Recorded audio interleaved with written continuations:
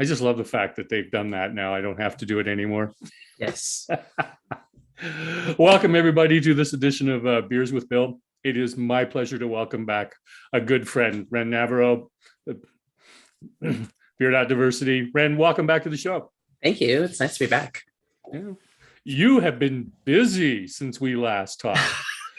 My goodness, the number of different collabs you've done. You've been across the country, Ottawa, Vancouver. How you doing? I'm tired, but I'm good. I can well imagine. Yeah. It's been a wild few months. I'm kind of amazed at like how wild it got, which, given the year we're having, I didn't really expect to suddenly be like, oh, I travel now. Okay, cool. It's got to be kind of nice to be able to visit old friends and new people to meet. Yeah, I don't like flying. Oh and no. and people always say to me like, is that a COVID thing? And I'm like, no, it's a flying thing. Big metal thing goes real fast, stays in the air as long as you want. My brain cannot just wrap around it, and I'm just so yeah. So how do you manage that, or should I ask? I usually fall asleep. I'm forever tired anyway, so it's like, oh, why don't I just sleep? So quite often that's what I'll do. I'm rarely awake on a plane. That's good. My buddy used to drink, and we had some hilarious flights, but there were a few where nowadays we'd probably be banned from flying.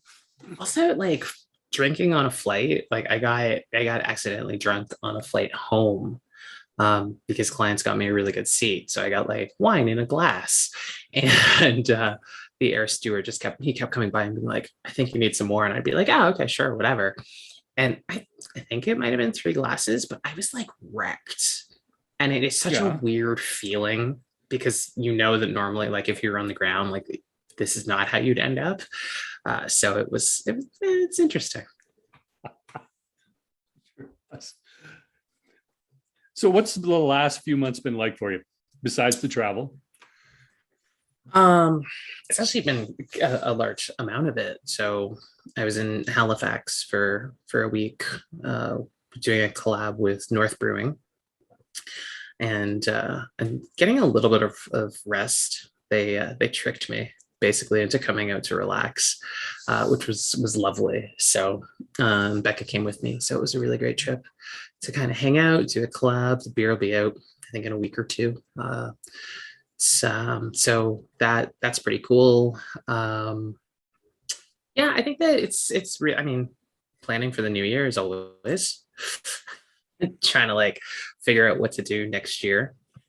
Um, and then I was just in Vancouver 2 weeks ago, for the release of Brave Noise with Parallel 49, and then just working with the team out there. Because now that I can get out there, I can work with them on the ground in their space, which has been wonderful. So yeah, so just the same, it's going at breakneck speeds and just working hard and connecting with a bunch of different companies, as far as I can get and as far as I can handle. Do better, be better. How's that going? So it's actually on hold for right now. Okay. I'm actually in the midst of trying to hire a social media intern, paid internship, because you got skills, I got money. I'll pay your bills. So I'm in the midst of that, and so whoever gets it will be tasked. Part of their job will to be to kind of sit down and refresh it and reset it. I've been in touch with the mentors, so everyone knows what's happening, and that should hopefully get started up again in the summer or in the late spring. Cool. Yeah. Everything that's going on, how are you staying grounded now? I don't know. I I was hoping to take December off, and it just hasn't really worked out that it's going to be taken off. This is the first time since this company started that I have worked all 12 months of the year, which is trippy. It's really trippy because, when it started, I was so tied to the beer industry that the beer industry has like natural lulls. And Yeah. so when they slow down, then I would slow down. But because I'm now working with folks outside of beer, it's just continues. So I'm really trying this month to carve out a lot of time for myself to just kind of be like, I'm going to go lie down and like watch TV, or I'm going to like play Animal Crossing for 4 hours and not feel bad about it. So it's kind of like, yeah, that's what I'm trying to do. Is just not beat myself up for not getting things done, because I'm very like, if I can't get it done, then there's a problem. But just kind of being nice to myself about it. Who's your friend? This is Stella, and she loves when I'm on a Zoom call. It's great. Absolutely. Cats love stuff like that. Well, her sister doesn't care, but she loves it. Yeah. Yeah. My son's cat actually has shut his monitor off. Oh, lovely. She knows which button to push. Yeah.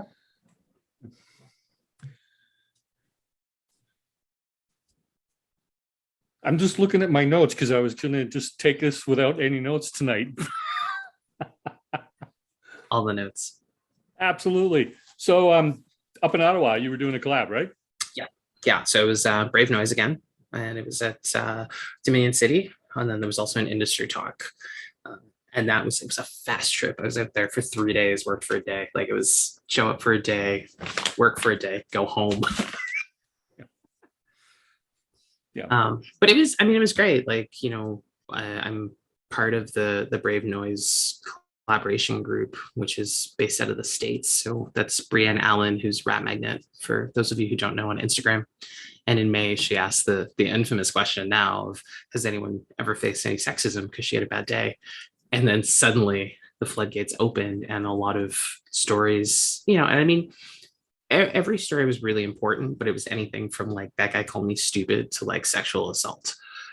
And so this collaboration came out of it, and the whole difference of this collab, which is why I've been traveling around to do it, because I think it's so important, is that there's accountability for the breweries. You have to apply to be accepted. Once you're accepted, you actually get the recipe, so you cannot find the recipe otherwise.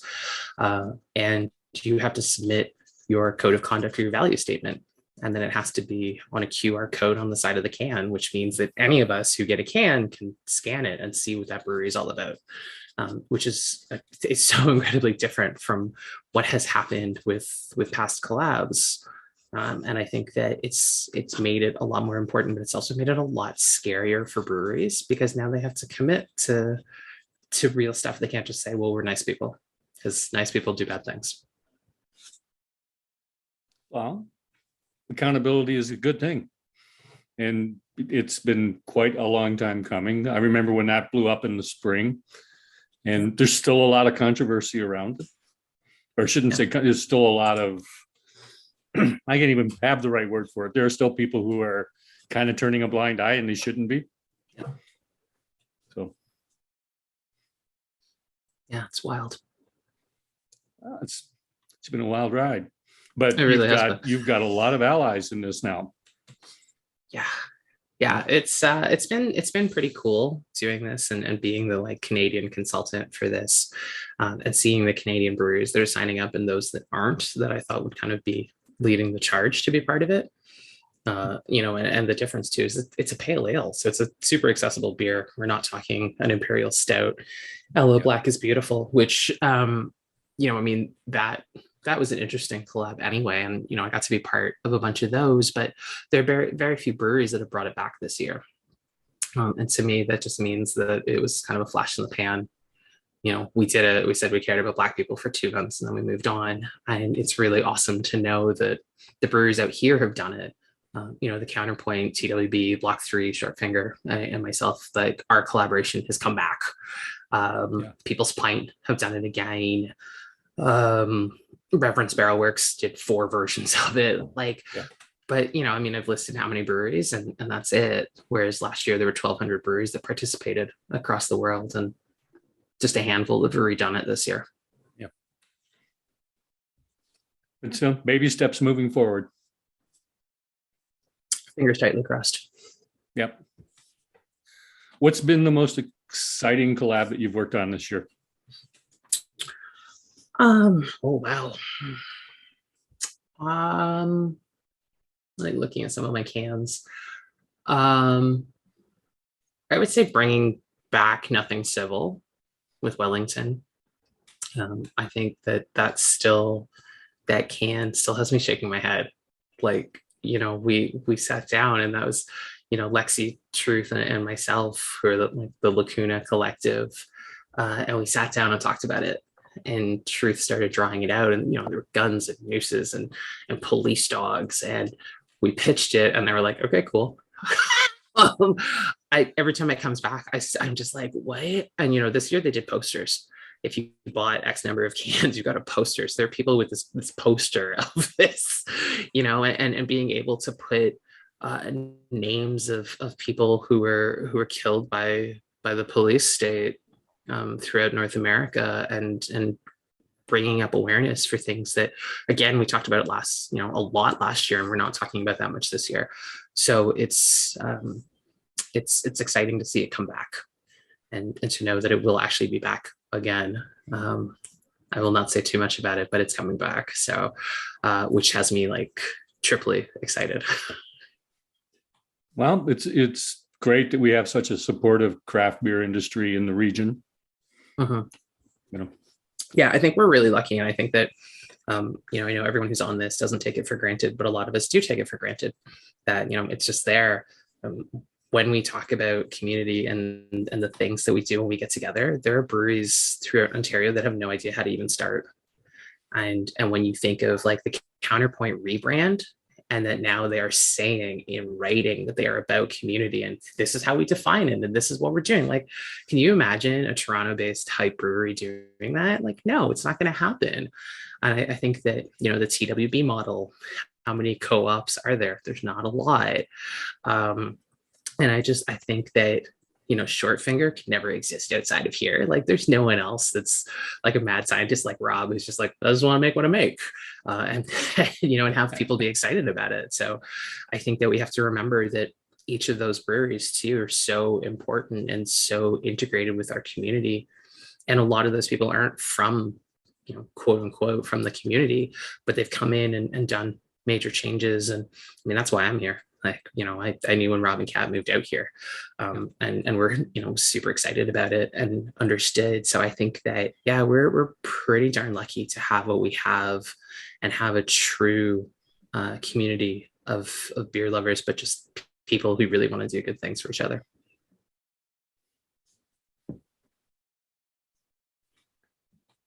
How's Becky standing up with all this? She gets to travel with me every so often, so I think she's okay. She got to come to Vancouver a couple weeks ago, so that was great, and then came to Halifax with me. So, yeah, I mean, she's, and I say this all the time, if it weren't for her, Beer.Diversity wouldn't exist, because I was taking a real gamble. I had finally made it as a sales rep to a point where I was doing really well, and not just in terms of being a sales rep, like I was doing really well, and I just was like, I don't want to do it anymore. And funny enough, we were in Halifax when I decided I didn't want to do it anymore, and kind of was like, I don't really know what I want to be when I grow up, and got a job at Canada Post, which I think is kind of grown up, and then when I realized that wasn't for me either, and I just quit and was like, I'm gonna go work in a tap room a few nights a week and like figure my shit, which is, it's a really terrifying thing to say to your partner. Like, hey, I had a good job and now I make like $1. Cool. So it's I've been really lucky, and she's been so incredibly supportive. And your mom, how would she handle that? Yeah, she's so good. She loves it because she gets good beer. Yeah. And she's like famous in Norfolk County now. So my mom actually went to Muse Brewing like 6 months before I got to go, and this is when they were still like, farmers market style. And she was like, Have you ever had this beer? And I was like, how did you get that? Just like, market. So Yeah, she loves it, and I mean, she's super proud of it. And whenever I get trolled and kind of take a stance, she's always like, "Your mama bear's got your back. Like, you let me know." So, yeah, I mean, she's hella supportive and really great about it. So I'm very lucky. I've not met your mom in person. I've met her on your social media. I would not want to meet her if she was upset with me. Yeah, she's got the stern mom look that I'm still scared of. So, yeah, Yes. she means business. Yeah, I know. I got that. She'd have that my wife calls it the mother evil eye. Yeah, that still makes you feel like you're six and you've done something terrible. Yeah. Right? And you're very sorry for whatever it was, and you will work real hard to fix it. Yeah. Stops you mid sentence, doesn't it? To this day, it still does. Yeah. Sometime I'm gonna have to meet up with you and meet her in person. Yeah, she's awesome. You'd love her. Yeah. So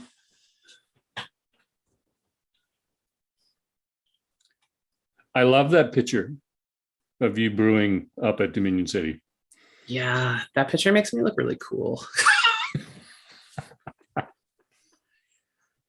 I think that so Randy, who works at Dominion, had been following me around while I was doing stuff, and I am embracing getting older. So I was very like, I'm just gonna do stuff for pictures. Normally, if I do a collab, like I'm in there. Yeah.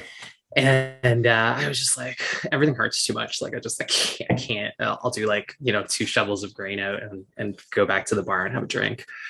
And he just, I don't know, he was just in the right spot at the right time, and just the way the steam came out. And he saw the picture later, and he was just like, I think I took the best picture of the day. And he showed it to me, and I was like, I am not as cool as that photo. I will never be as cool as that photo. Can I have it? So I'm trying to figure out what to do with it, but I have the picture. Oh, that's great. Because that I saw that and I was like, he managed to capture your essence in that picture. It's awesome. It just blows me away. Well, you're in your environment. I'm only going to say it. You were in your environment in that picture. Yeah. And for those of you who didn't see that on social media, he got a picture of her in the over top of the steaming kettle, and it's just perfect. Yeah, the steam for some reason kind of like envelops around me. Yeah. And the shirt I was wearing is the Rap Magnet shirt, which is like the anti-sexism, anti-racism, and the steam actually like cleared around the words. So it almost looks like he's gone in and photoshopped the steam out, but it's literally how it is. It's a really cool photo. It is. He did a great job. Yeah, and I'm glad that we've got that sort of snapshot of you that way. Yeah, it's a very happy making photo. So I'm curious how COVID's changed your routine. I never really had much of a routine, to be honest. I do actually have ADD, so routine is like there. I mean, there was if I had to go out, so there are like routines for things like that. For this, it has made my days move later. So I used to be, like up and at 'em kind of 8:30, 9 o'clock. And now I'm probably like 10:30. But also just learning because everything is virtual. And I'm able to deal with a multitude of time zones, whereas I don't think I was able to before, because there was so much local travel and travel to Toronto and kind of surrounding regions. And now not having to do that means that I can do so much more from like this space. So COVID was actually really good for me in terms of how I ran things and how I got to organize stuff. So just, using technology and like having automated booking instead of 8,000 emails back and forth to be like, oh, you're actually available Tuesday at 10:15. Like, here, take this link, go figure out what you need. I'll get notification. Things like that, and just Zoom, which I mean, Zoom is Zoom, but that allowed me to travel without having to travel.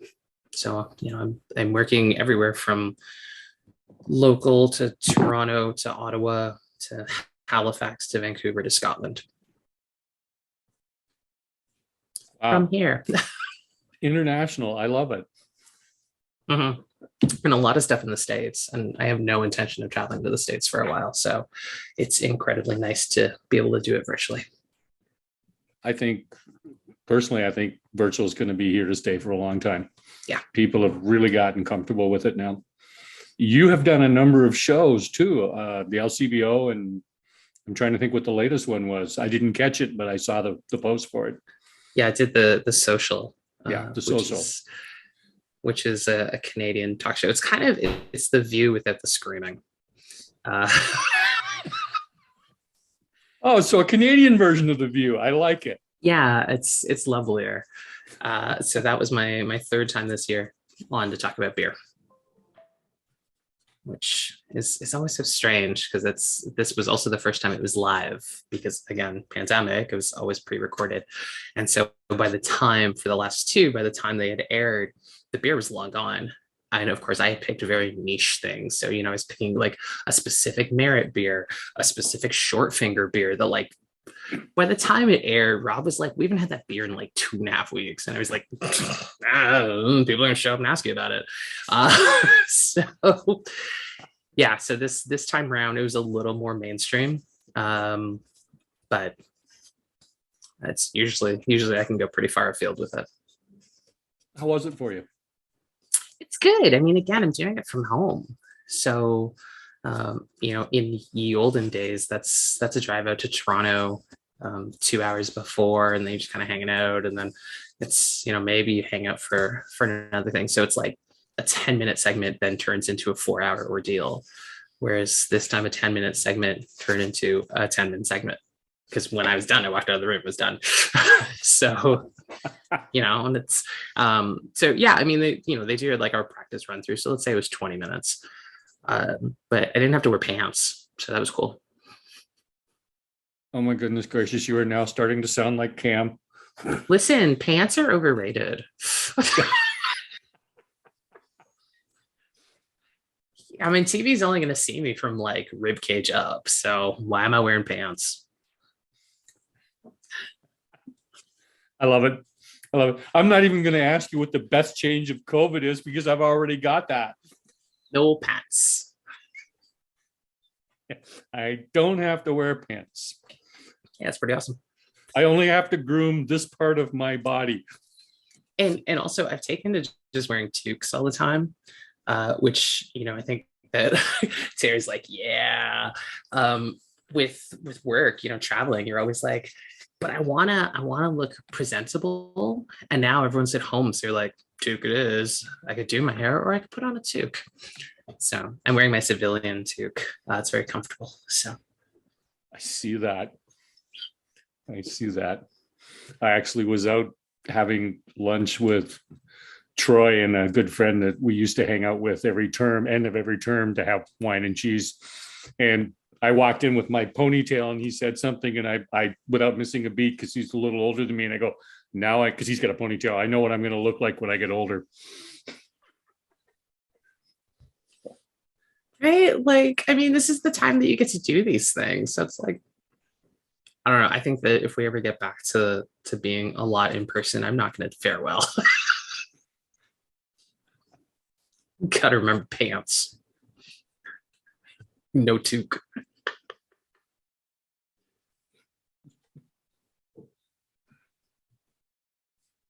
What music would I find on your playlist right now? I just got the Spotify Wrapped. Oh yeah, it's a weird selection of music. I'm a creature of habit.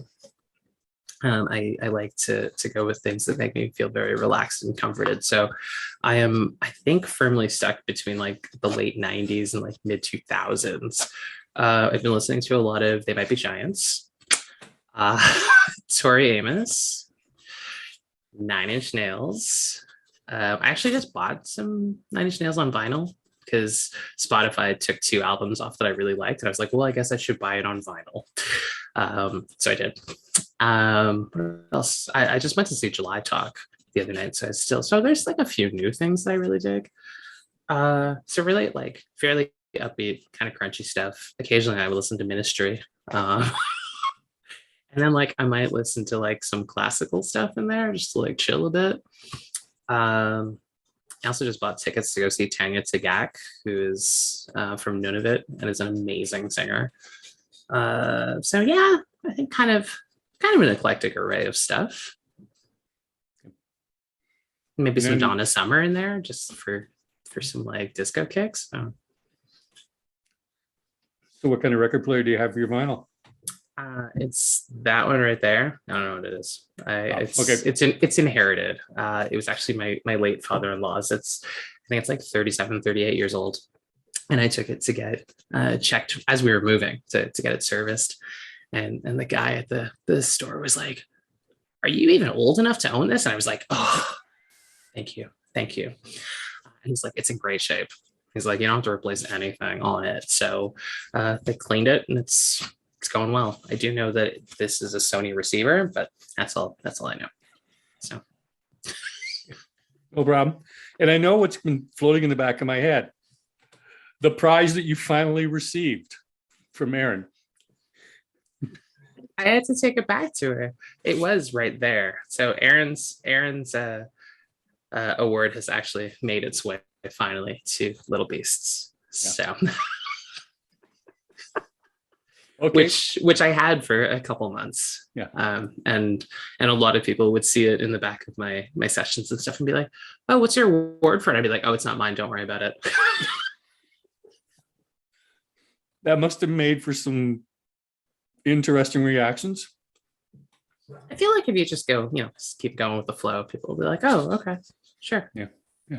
Derek thinks you could probably go over and borrow one of Rob's if you actually needed something to fill the hole. Out of Rob's box O awards, yes. I probably could. I'm sure he would. He'd have no problem. Yeah, I do have an awards plaque somewhere around here that is actually mine. I haven't put it up on the wall yet. It's a Golden Taps Award from 2019. It was the Editor's Circle Award for Outstanding Achievement in Beer. So, yeah. Is there anything coming up that's for you that you can share with us right now? Probably going back. Well, I'm going back to Vancouver in the new year. I'm actually working on a course with the Makers Collective, who are local to KW. So it'll be a diversity course that we're actually going to do a test run and kind of try to break it in January. So it's a 4-week course. It's 2 weeks of live. So I have to like be on the game, and then 2 weeks of pre-recorded and kind of like assignments to do. So yeah, we're gonna try and figure that out. And I'm basically just getting people to come in and just stomp on it.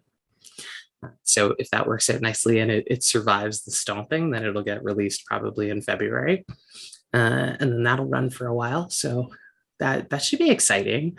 The app is ready to go. The delay always is with me. So the new social media person will be handling that and the rollout, which if I can get my act together, will be in January. So it's about 6 months out from when I was hoping to have it, but that's not bad. So app looks great. Ton of work submitted by some really fantastic people, a little bit of stuff from me. And so that should be fun too. What are you reading right now? I am trying to finish what we don't talk about when we talk about fat. It's by Aubrey Gordon, and it is an amazing book. And I really love her because I listened through her podcast, Maintenance Phase, which is hilarious. Yes, right? It's so good. So good. So yeah, so reading her book. Yep. With all the collabs you've done, is there a funny story you can share with us? Oh man, I feel like I don't know if it's funny, but it's one of those like, everyone's always like, man, collabs seem so awesome. You do like all these things. Be really careful who you collab with. You will always collab with great people, but look at what their systems are. And so Nickelbrook has just moved into the Etobicoke facility, which used to be Big Rock. Yeah. So it's a large spot. And it turned out to be one of those where we have, the big shiny machine with the button that goes bing. I went with Kayla from, Kayla likes beer. And we spent probably 4 hours just sitting in the tap room chatting. And they said, "Do you want to come press the button?" And I was like, "No, I don't." This thing was so automated that it basically cleaned itself. So it was kind of the right collabs with places that you just press a button. And I really like the places where you don't press a button. It was fine because I got to hang out with a bunch of people, but it was a collab where we literally just went to Etobicoke to spend the day chatting. That would have been interesting. Yeah, the two of us together. That part was fun. I don't think I can release most of what we said, but it was fun. I was going to say I would have loved to have recorded that, but then maybe not. I don't. Who's your favorite up and coming new brewer? Kelsey from Flux. Okay. Flux in Scotland. Kelsey Designers. She graduated like, I don't know, 2 years ago from the Niagara College program, if that. I do still have to introduce you to her because she's fantastic and she needs to be on this. She is so amazing, and the stuff that she does and the stuff that she was producing, like basically from go, has been great. And she's just really outspoken about things, and also believes in that whole commitment to community. And if you're going to say something, you stand behind it. And yeah, she's awesome. Okay. We've had this one before and reiterate it. Who's been the biggest influence in your life? Man, I feel like I need to give a different answer. Because it's always my mom, because she's awesome. I would say I've grown really close to Tony Two Pint, who is one of the founders of Black and Soul. Tony's in the States and non-binary, trans, Black, kick-ass human. And I've learned a lot from Tony. They are recently diagnosed autistic, also a literal rocket scientist, and has worked in beer and is just really passionate about things, and is the one person who just cuts through all my BS and is like, "Have you eaten today?" And I think that they're so fantastic, and I wish that their voice was heard further afield. I think the things that they say are incredibly important and downplayed. A lot of things that the Black community say aren't taken seriously, or they're taken seriously by, when someone who's deemed to be safe and approachable says it. Tony doesn't care, but also says it in a way that it's, they'll take you to task, but then say, "Here's how you make the change, and here's what you do." So yeah, I would say Tony and their wife April. April's awesome. I would pick April in a bar fight in a heartbeat. She's fantastic.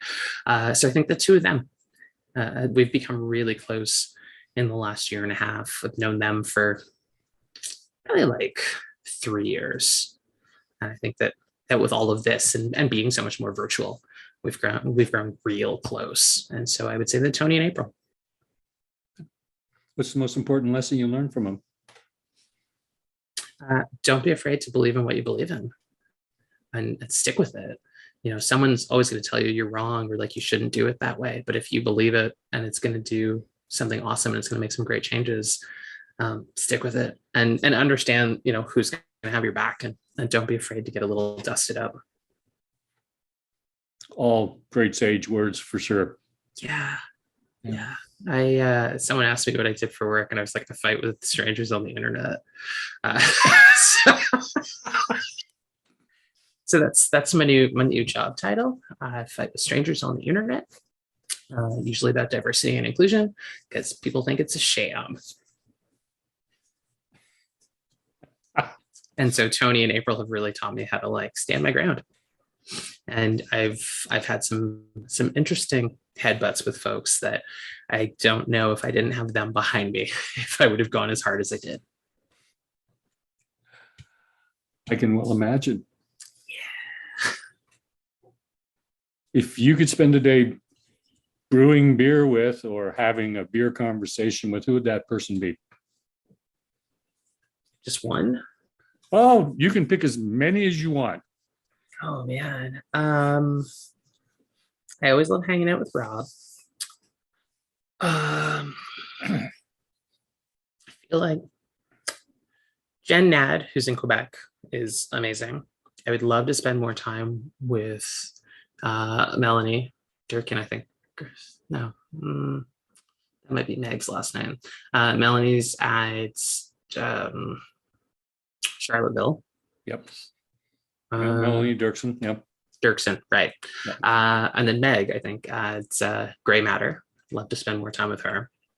So yeah, I think like mainly with the women of beer, women brewers, I don't get to see Aaron Broadfoot enough. And when I do, we like get into this like whirling dervish moment of rage, and then we have the best time ever because we're trying to change the same things. But yeah, I think like the women brewers of beer, that's who I want to chill with, and we all do like one massive collab that's just going to blow everyone's brains. So yeah, that's what I want to do. That would be an interesting experience. Yeah, and I would like to do it not for International Women's Day, because I also think that's a shame. We should just do it for like a Friday. Like, yeah. We made a beer on a Friday. Boom, there it is. Well, that's, you bring up an interesting point on that, because my wife goes through this with her work. Why do we have to have a day for people? Why don't we just pick their books anyways? Who's the librarian, Yeah. So why would you have to do a women's collab on the International Day? No, because that's what the day dictates that we do. I'm allowed to leave the kitchen that day and go out and cook beer. I don't know. I mean, I get it to a degree. I get the like highlighting of a thing, but it's I mean, I get grumpy in February because it's Black History Month, and I'm currently receiving emails being like, "Hey, do you want to come do a thing?" And I'm like, "No, I don't." And pride and all of these things, and it's like, what do you do with it? And I just don't think that we don't do enough with it, right? I think a beer brewed on a Friday, of course I picked Friday. My last collab with Counterpoint was called More Like a Friday, which was the sister beer to Less Like a Monday. So but yeah, I think that it's, if you're going to do it, just do it. Don't do it because someone dictated, for that day that it's your special day, you should do a thing. Yeah, I hear you on that. What's the one thing you're most proud of? I don't know. I'm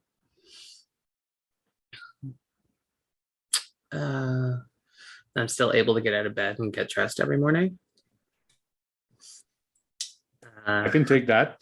Yeah, I would say that. I mean, I'm so ridiculous about what I do, and a lot of people say like what you do is very important, and I'm just like, I'm so in the thick of it. I never stick my head up to look and say like I made this change. So yeah, I got out of bed and I dressed myself, and I fed myself today. I did walk into 2 doors, but hey, I got my coat caught on a third, but whatever. I survived the day. I've had days like that too. What can I say? Today was brutal. I just kept taking myself out, but it's great. What would you say is the best advice anyone's ever given you? Dan Rice, who used to work at Grand Trunk, who's a lovely human, and he's an English teacher and super rad, always said to me, hustle so hard that your haters will ask if you're hiring. That's very sage, yes. Yeah. What's the most challenging beer you've made? I don't think I have one yet, because I'm a big fan of IPAs. And I am such a hophead about things that I'm just kind of like, whatever you want to throw in it is cool. I think probably that Imperial Stout for Black is Beautiful last year at Block 3, just because it produced so much and was just kind of an absolute mess. And then I've kind of been around for like cool ship stuff, but Yeah, I don't think there's really, I don't want to like downplay it, but I don't think there's like a super challenging one where someone's like, that did not turn out the way it was supposed to. Like everything's been pretty pretty textbook. Pretty straightforward, eh? Yeah. Yeah. No frills, just like me. We love you the way you are, Ren. Thanks. You know that. I do. I mean, I survived my first encounter with you. That's all I'll ever say. Hey, you kicked a guy out for me, so I would have done that for anybody, but yes, I kicked him out for you. He was way out of line. it's so weird. Yes, So it weird. was. Yeah. It was. Terry, do you remember that night? Everybody who was there remembers that night. Yeah, it was Short Finger Sawdust Poetry Night. Yeah. That guy was not cool. What do you see that's new and exciting happening in the beer industry? I